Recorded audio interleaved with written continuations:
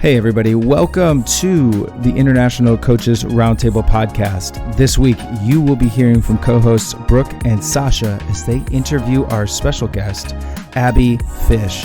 Now, Abbie is a freedom life coach who works with free spirits and nomads to find true freedom. She emphasizes creating internal freedom so that you can create and attract the external freedom in your life. Why don't you go ahead, grab a seat, and we'll see you guys at the table. Hi everyone, welcome to another episode of the International Coaches Roundtable podcast. We are very excited to have you here this week. We are all about inspiring you to live a better life and realize that there is help for you out there no matter what your situation is. So today I am joined by my co-host Sasha. I'm Brooke, one of your hosts. I am a self-love and life coach here to help you understand that you are enough exactly how you are, exactly who you are. So I'm going to pass on to Sasha now, who will introduce our guest for this week. Thanks, Brooke. Hi, guys. Nice to see you all again. Well, see and talk with you all again. I am Sasha. I am a productivity coach, productivity and mindset coach. I'm super excited for our third episode with our special guest, Abbie Fish. She is a freedom coach, and today we are going to be talking about just that, freedom coaching. What is that?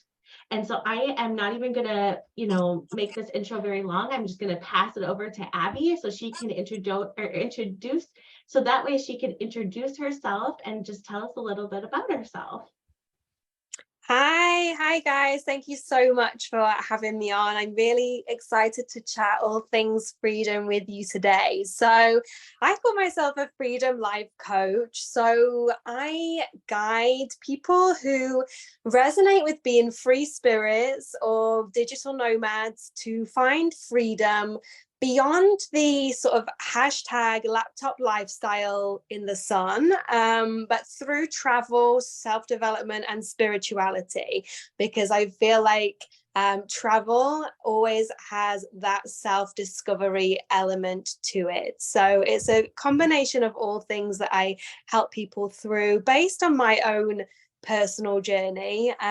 So I've been on my self-development journey, I would say, for the last 5 years when I quit my corporate job to travel. Initially, that was just a year around Southeast Asia. And that's where I discovered the world of self-development. I actually didn't realize that I would get a little bit bored of just lounging on a beach all day and need more.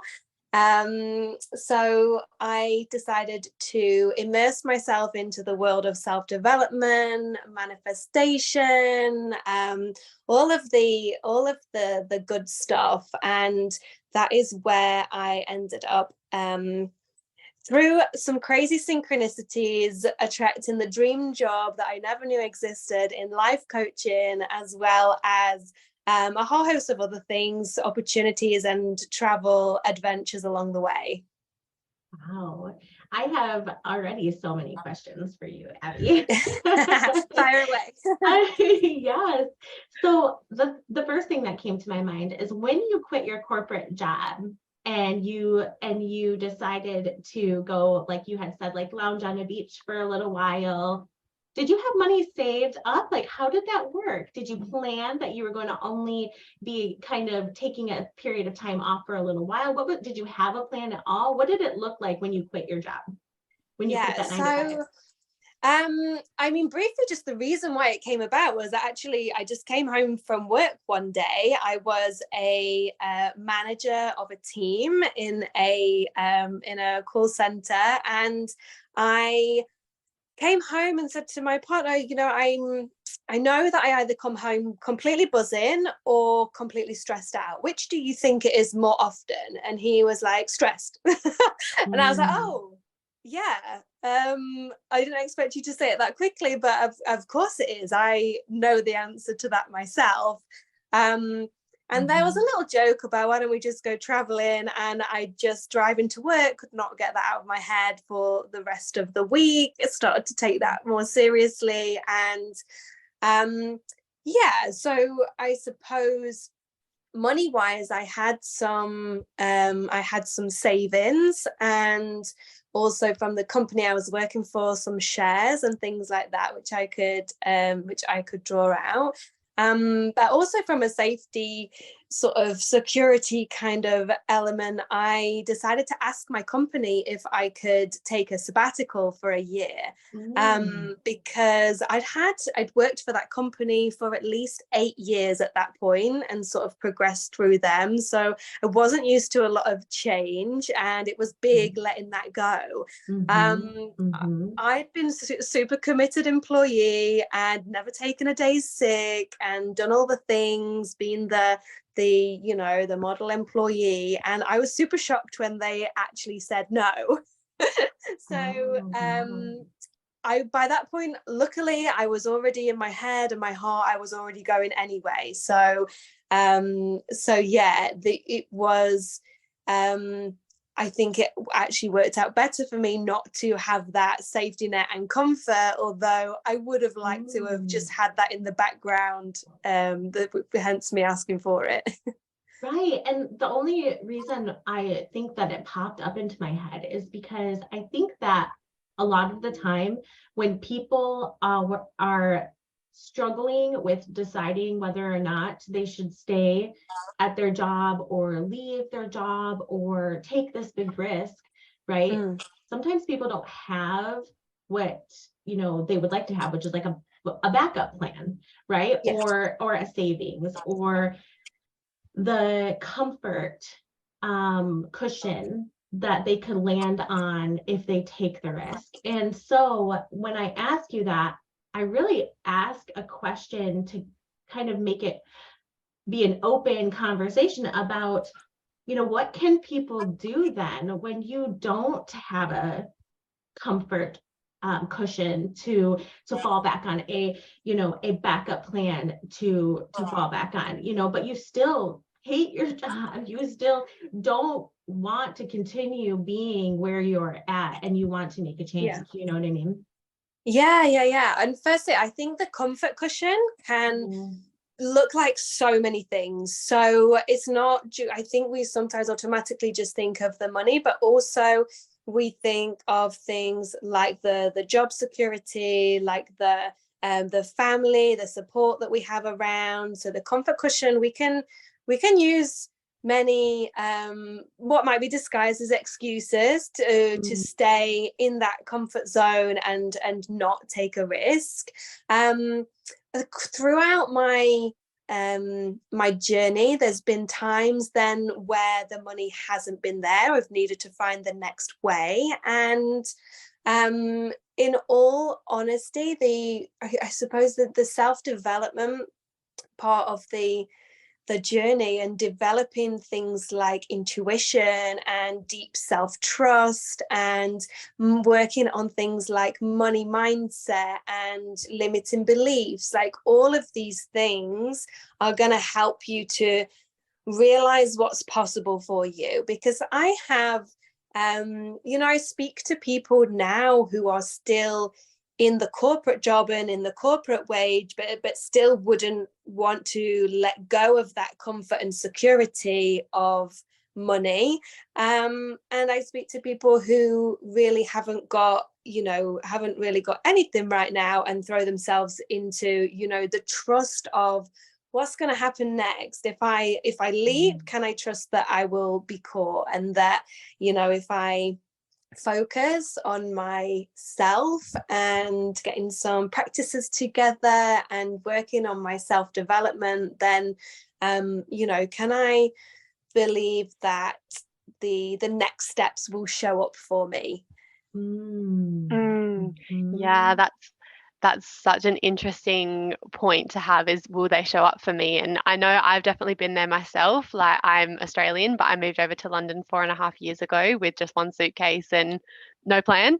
And so I completely understand what it's like taking that leap. But how do you support your clients in actually trusting that next step is going to be there? And if they, quit their job, if they don't have a lot of money or whatever it is, how do you just support them in being confident that the next step is going to be okay?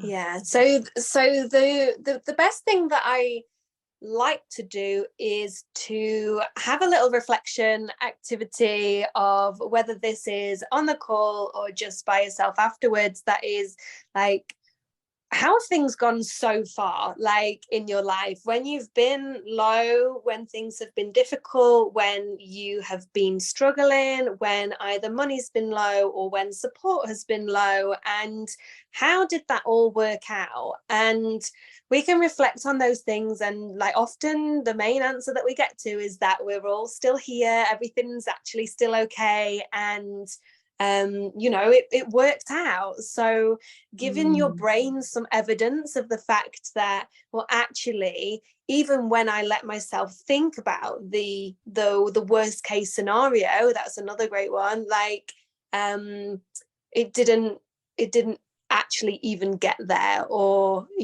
things didn't work out quite as bad as what could have been imagined out of all the scenarios. So yeah, I love to play that little game too, like what's the worst that could happen. And a lot of times on my journey, and sometimes I've used these things as like, okay, so if I'm just going to trust and go all in on my business, for example, what if I don't get the money I'm expecting or hoping for straight away? So do you know what? I can be open to doing some extra work in whichever country I'm in. I can be open to working online. I can be open to other ideas of ways to make money, like selling some of my belongings off in the UK for extra money. Like there's so many options that we don't see automatically when we can just allow ourselves to be open and allow that flow of money to us, or whatever it might be, that trust that the next step, the next inspiration, the next business idea, the next passion to follow, the next relationship will come to us. And it's all this grounding of self-love, self-trust. I'm just such a huge believer of the inner work firstly. Yeah, that's so true, because when it comes to inner work, I mean, you can change your surroundings, and as I've learned firsthand, you can change your surroundings, you can move across the world, but your issues are always going to be there if you haven't dealt with them first. So what do you encourage people to do before they go on this journey of self-discovery, before they, quit their jobs and find freedom? What is it that you're encouraging them to do first? What's the groundwork that you're really wanting them to solidify? Yeah, so the basis of what I do in my coaching sessions and in my coaching series is super simple. It might start with an idea about what freedom looks like physically, like what does it look like around you? But the main thing that I'm gonna ask you to really consider is, maybe in perhaps 3 words, what are the main feelings that you hope to feel by getting to this lifestyle, by getting there? So I call it like a feelings first approach. And the thing that we often do is think that the feelings are going to come at the end of creating the lifestyle. So I often talk about, yes, you moved your laptop to the sun, but if you didn't do the inner work, does that even feel free? Because maybe you're still working a 9 to 5, with the same restrictions, the same things that you didn't like about your current job or current colleagues or current lifestyle. And yes, you've moved your laptop into the sun, so everything looks great on Instagram, but is it feeling great within you? Once we've got those feelings, and I get people to get super specific on the feeling, because words resonate with us all differently. So maybe one thing that comes with your freedom is you want to feel happiness or peace or joy, or really getting a real specific in the actual language, the words that you would use, not just what you think you should use. And focusing on, how can I start to practice feeling that firstly in my body now? So that's what I talk about with creating the freedom life and start living it right now, because feelings come from within us. We can take ourselves at any moment and shut our eyes and imagine a time when we have felt a feeling that we would desire to feel more of, the positive feelings that we want to fill our lives with. And it's really about making time to develop some practices that resonate personally with you around those feelings. So whether it's a peace-focused meditation or a self-love focused yoga or something like that, that we can develop to feel those feelings and practice them daily. And we can also start to play with the external reality, even if we're still in the corporate job, or we're not yet at the freedom lifestyle. We are traveling, but we've not yet got the dream job. Maybe we've done parts of it, but we can, for example, one of the things that I loved personally to get a lot more into my life is passion. And I realized along this journey that one of the things I actually really love to do that I didn't do a lot of in my adult years was dancing. And actually I can get that into my life right now, like where I am in whether I'm home with a normal job. I can either get some dance classes online, or I can listen to the salsa music that is going to help me to feel that feeling, or I can find some dance classes in my local area. Like, we can start to then play about with the external reality. And the beauty of those two things merging together is that when we are in that feeling and embodying that feeling more and more of the time, we then start to naturally attract the external reality and the opportunities to come towards us to feel it more. And that's when we get the momentum and the travel opportunity, or the country that can't quite come out of your mind, or we join a Facebook group. Right. Exactly. The exciting stuff. Yeah. I wanted to just pause you real quick because I had a question. So when you talk about the synchronicities, right, that happen in your life, when you have started to really get inward with yourself and ask yourself these questions, like, what does freedom mean to me? What does it look like? How does it show up? How does it feel? And when you start incorporating those things more into your life right now without making any big changes, like dancing, I'm gonna start dancing. I might not quit my job right now, but I'm gonna start dancing, because that's what I would be doing if I wasn't working a 9-to-5 and I was totally, free in the way of traveling and just doing whatever I wanted. So I'm going to start doing that. And when that starts happening for you more often, like you're now dancing, maybe you're drawing more, do you notice things around you start to change? Like, do you notice the poster at the grocery store that says, group for, middle-aged women who want to dance? I don't know. You know what I mean? Yes. Yeah. Do you start noticing things? How does your life change for you?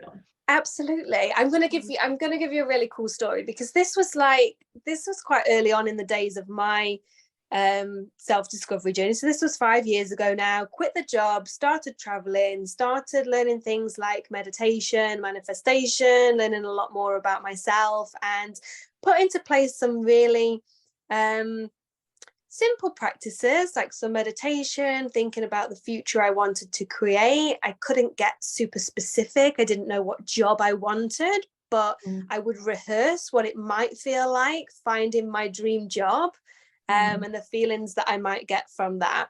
And I had this really cool night I was in Kuala Lumpur, and I had an amazing day. I'd been to the Twin Towers, and I just remember laying in bed at night and feeling super grateful, not trying to do gratitude, just feeling grateful for the day and thinking, wow, this is really cool that, I was able to come away. My family are all okay back home, which was one of my worries. And I'm feeling so free in what I'm being able to do here. And I just started brainstorming all of these things that I might want to do as like passions or jobs or things like that. One of them I couldn't get out of my mind was laughter yoga.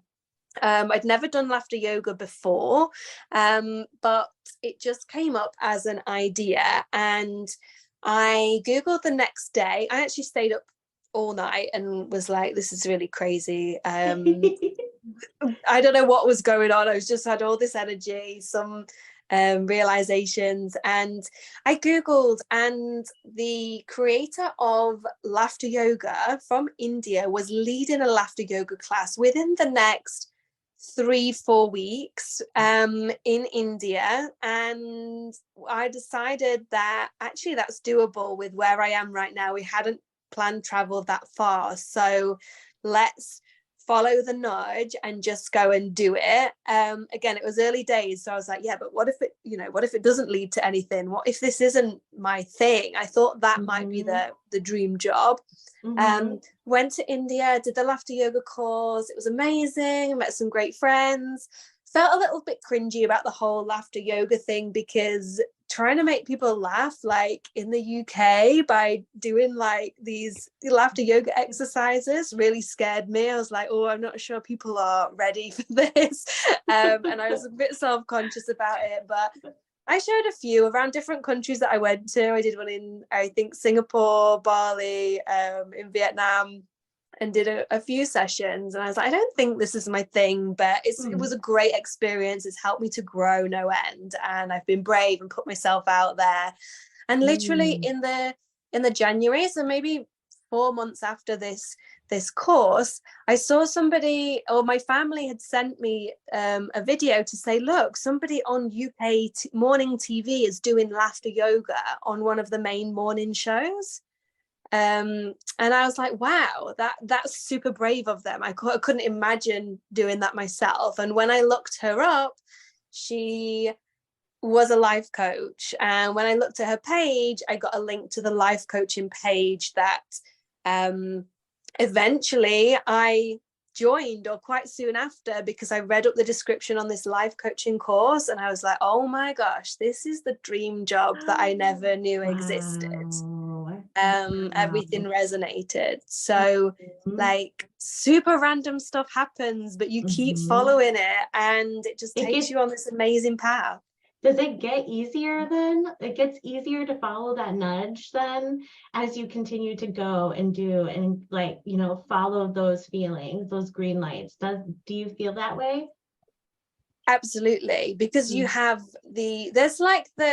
I love the magic of the synchronicities and stuff, but it can be a bit woo-woo and like, yeah, but did I manifest that, or did it just happen? But like the scientific brain in us wants to build that evidence that actually when I did that, or then it did happen in the way I wanted to. So the more that you can build up this evidence, like, oh, actually, when I got that feeling and I did that, it worked again, so I'm going to try it again and again and again. And you get used to the feelings in your body, you get used to what are the nudges, where is it for you. Often when I know like the next thing that's the next desire that I need to follow, it's like an excitement in my stomach, and it feels a certain way for me, different in everybody, different in different clients and different people, but yeah, getting to know yourself and your body and the sensations that go with that intuition is super exciting, but super like comforting as well to be able to guide you. You can feel the trust in that in yourselves.